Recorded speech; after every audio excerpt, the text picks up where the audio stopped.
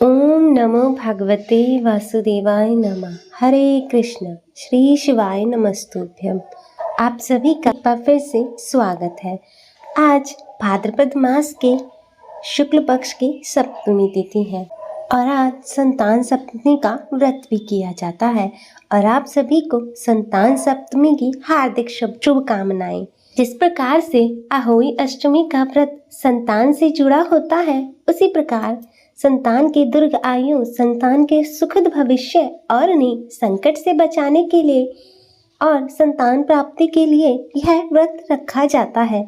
उसी तरह संतान सप्तमी का व्रत भी अपने आप में विशेष महत्वपूर्ण होता है। इस दिन माता पिता या दोनों में से कोई एक संतान सप्तमी का व्रत रख सकते हैं। संतान सप्तमी का व्रत रखने से घर में खुशहाली, समृद्धि का आशीर्वाद तो मिलता ही है और संतान से जुड़ी हर समस्याओं का निवारण भी हो जाता है। इस शुभ दिन पर भगवान शिव और माता पार्वती जी के साथ भगवान श्री कृष्ण के बाल स्वरूप की पूजा करके व्रत की कथा का श्रवण करना चाहिए। तो प्रिय भक्तजनों, आज संतान सप्तमी के अवसर पर हम श्रवण करेंगे संतान सप्तमी की व्रत कथा। तो व्रत कथा प्रारंभ करने से पहले आप सभी एक बार प्रेम से बोलिए, श्री उमापति शंकर भगवान की जय, जगत जननी माँ पार्वती की जय, श्री कृष्ण भगवान की जय। मैं आप सभी भक्तों से विनम्र निवेदन करती हूँ कि आप कथा को पूरा श्रवण कीजिएगा, क्योंकि कथा को अधूरा छोड़ना शुभ नहीं माना जाता। इसीलिए आप सभी सच्चे मन से कथा को पूर्ण श्रवण कीजिएगा। तो आइए चलते हैं कथा की ओर। कथा के अनुसार एक दिन महाराज युधिष्ठिर ने भगवान श्री कृष्ण से कहा, हे प्रभु, कोई ऐसा उत्तम व्रत बतलाइए जिसके प्रभाव से मनुष्य के सांसारिक दुख दूर होकर वे पुत्र एवं पौत्रवान हो जाएं। यह सुनकर भगवान बोले, हे राजन, मैं तुमको एक पौराणिक कथा का इतिहास सुनाता हूँ, ध्यान पूर्वक सुनो। एक समय लोमेश ऋषि ब्रजराज की मथुरापुरी में वसुदेव देवकी के घर गए। ऋषिराज को आया देख दोनों अत्यंत प्रसन्न हुए तथा उनको उत्तम आसन पर बैठाकर उनका अनेक प्रकार से वंदन और सत्कार किया। फिर मुनि के चरणोदक से अपने घर तथा शरीर को पवित्र किया। वह प्रसन्न होकर उनको कथा सुनाने लगे। कथा कहते हुए लोमेश ऋषि ने कहा कि हे देवकी, दुष्ट दुराचारी कंस ने तुम्हारे कई पुत्र मार डाले हैं, जिसके कारण तुम्हारा मन अत्यंत पीड़ा में है।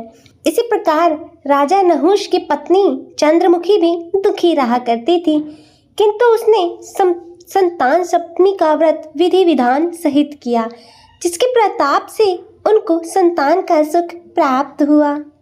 यह सुनकर देवकी ने हाथ जोड़कर मुनि ऋषि से कहा, हे ऋषिराज, कृपा करके रानी चंद्रमुखी के व्रत का वृतांत तथा इस कथा का विधान विस्तार पूर्वक बतलाइए, जिससे मैं भी इस दुख से मुक्त हो सकूं। लोमेश ऋषि ने कहा, हे देवकी, अयोध्या का राजा नहुष थे। उनकी पत्नी चंद्रमुखी अत्यंत सुंदर थी। उनके नगर में विष्णुगुप्त नाम का ब्राह्मण रहता था। उनकी स्त्री का नाम भद्रमुखी था। वह भी अत्यंत रूपवती सुंदर थी। रानी और ब्राह्मणी में अत्यंत प्रेम था। एक दिन वे दोनों सरयू नदी में स्नान करने के लिए गई। वहां उन्होंने देखा कि बहुत सी स्त्रियां सरयू नदी में स्नान करके निर्मल वस्त्र पहनकर एक मंडप में शंकर एवं पार्वती की प्रतिमा स्थापित करके पूजा कर रही थी। रानी और ब्राह्मणी ने यह देखकर उन स्त्रियों से पूछा कि बहनों, तुम यह किस देवता का और किस कारण से पूजन व्रत आदि कर रही हो? यह सुनकर स्त्रियां कहने लगी कि हम संतान सप्तमी का व्रत कर रही हैं और हमने भगवान शिव और माता पार्वती जी का पूजन चंदन आदि से षोडशोपचार विधि से किया है। यह सब ऐसी पुनीत संतान सप्तमी का व्रत विधान है। यह सुनकर रानी और ब्राह्मणी ने भी इस व्रत को करने का मन ही मन में संकल्प किया और घर वापस लौट आई। ब्राह्मणी भद्रमुखी तो इस व्रत को नियम पूर्वक करती रही, परंतु रानी चंद्रमुखी राजमत के कारण कभी कभी इस व्रत को करती और कभी ना करती और कभी भूल हो जाती। कुछ समय बाद दोनों अपनी आयु पूरी कर मृत्यु को प्राप्त हो गई। दूसरे जन्म में रानी पंदरिया और ब्राह्मणी ने मुर्गी की योनि में जन्म लिया, परंतु ब्राह्मणी मुर्गी योनि में भी कुछ नहीं भूली और भगवान शंकर तथा माता पार्वती का ध्यान करती रही। उधर रानी पंदरिया की योनि में भी सब कुछ भूल गई। थोड़े समय के बाद दोनों ने यह देह भी त्याग दी। अब इनका तीसरा जन्म मनुष्य योनि में हुआ। उस ब्राह्मणी ने एक ब्राह्मणी के यहाँ कन्या के रूप में जन्म लिया और ब्राह्मण कन्या का नाम भूषण देवी रखा गया तथा विवाह गोकुल निवासी अग्निशील ब्राह्मण से कर दिया। भूषण देवी इतनी सुंदर थी कि वह आभूषण रहित होते हुए भी अत्यंत सुंदर लगती थी। कामदेव की पत्नी रति भी उसके सम्मुख लज्जाती थी। भूषण देवी के अत्यंत सुंदर सर्वगुण संपन्न चंद्रमा के समान धर्मवीर कर्मनिष्ठ सुशील स्वभाव वाले 8 पुत्र उत्पन्न हुए। यह सब शिवजी के व्रत का ही पुनीत फल था। दूसरी ओर शिव विमुख रानी के गर्भ से कोई पुत्र उत्पन्न नहीं हुआ। वह निसंतान दुखी रहने लगी। रानी और ब्राह्मणी में जो प्रीत पहले जन्म में थी वह भी अब नहीं रही। रानी जब वृद्धावस्था को प्राप्त होने लगी तब उसके यहाँ एक गूंगा, बहरा तथा बुद्धिहीन अल्प आयु वाला पुत्र हुआ। वह 9 वर्ष की आयु में ही संसार को छोड़कर चला गया। अब तो रानी पुत्र के शोक से उत्पन्न दुखी हो व्याकुल रहने लगी। देवयोगन से भूषण देवी ब्राह्मणी रानी के यहाँ अपने पुत्रों को लेकर पहुंची। रानी का हाल सुनकर उसे भी बहुत दुख आया, किंतु उसमें किसी का क्या वश। कर्म और प्रारब्ध के लिखे को स्वयं ब्रह्मा भी नहीं मिटा सकते। रानी अपने कर्मों के फलों से बंधी हुई थी, इसी कारण से ऐसे दुखों को भोगना पड़ रहा था। इधर रानी ब्राह्मणी के इस वैभव और 8 पुत्रों को देखकर अपने मन ही मन में ईर्ष्या करने लगी। उसके मन में पाप उत्पन्न हुआ। उस ब्राह्मणी ने रानी का संताप दूर करने के निमित्त से अपने 8 पुत्र को रानी के पास छोड़ दिया। रानी ने पाप के वशीभूत होकर उन ब्राह्मणी पुत्रों की हत्या करने के विचार से लड्डू में विष मिलाकर उनको खिला दिया, परंतु भगवान शंकर की कृपा से एक भी बालक की मृत्यु नहीं हुई। यह देखकर रानी तो अत्यंत ही आश्चर्यचकित हो गई और इस रहस्य का पता लगाने के लिए मन में ठान ली। भगवान की पूजा से निवृत्त होकर जब भूषण देवी आई तो उसने कहा कि मैंने तेरे पुत्रों को मारने के लिए इनको जहर मिलाकर लड्डू खिला दिया, किंतु इनमें से एक भी नहीं मरा। तूने ऐसा कौन सा पुण्य दान व्रत किया है जिसके कारण तेरे यह पुत्र नहीं मरे और तू नित्य नए नए सुखों को भोग रही है? तेरा बड़ा ही सौभाग्य है। इसका भेद तो मुझसे भी निष्कपट होकर बता, मैं तेरी बड़ी ऋणी रहूंगी। रानी के ऐसे 3 वचन सुनकर ब्राह्मणी कहने लगी, सुनो, मैं तुमको 3 जन्मों का वृतांत सुनाती हूँ, सो ध्यान पूर्वक सुनना। पहले जन्म में तुम राजा नहुष की पत्नी थी और तुम्हारा नाम चंद्रमुखी था। मेरा नाम भद्रमुखी और मैं एक ब्राह्मणी थी।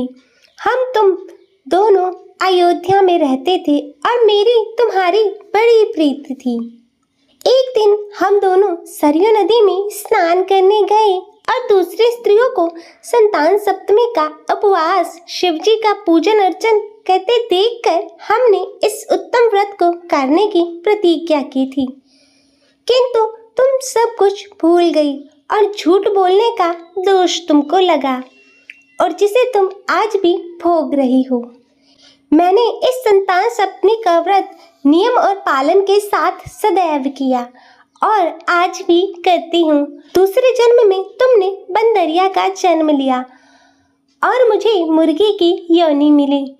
भगवान शंकर की कृपा से इस व्रत के प्रभाव तथा भगवान को इस जन्म में भी मैं नहीं भूली और निरंतर उस व्रत को नियमानुसार करती रही। तुम अपने बंदरिया जन्म में सब कुछ भूल गई।